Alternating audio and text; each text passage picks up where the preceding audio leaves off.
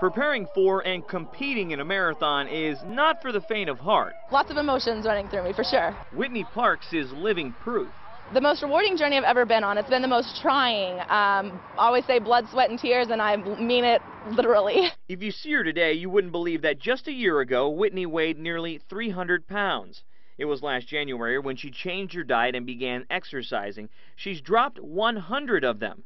But the road traveled hasn't been easy. My husband had cleaned out the entire house of all the junk food, and I was literally standing in front of the pantry with the door open crying for cookies. And he was like, "Whitney, don't do it, don't do it." I was like, "No, I'm just going to go to the store and get some Oreos." And he's like, "No, stay strong, stay strong." There's a phrase that's very popular this week, and it goes a little something like this: run a marathon, change your life. Well, Whitney's a prime example of that.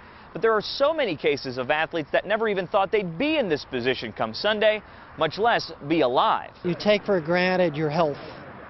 You take for granted the sun on your face. Bob Tyson was an avid runner, having completed 5 Ironman triathlons in his life. But in 2010, he was diagnosed with stage 4 lymphoma. 6 chemotherapy and 18 radiation treatments later, he's back. Completing the half marathon on Sunday will just remind me again of the gifts of God. Bob and Whitney are just two who many refer to as crazy for competing in an event like this. They just see it as living life. Every time about 1 foot away from the finish line, you're like, I will never ever do this again.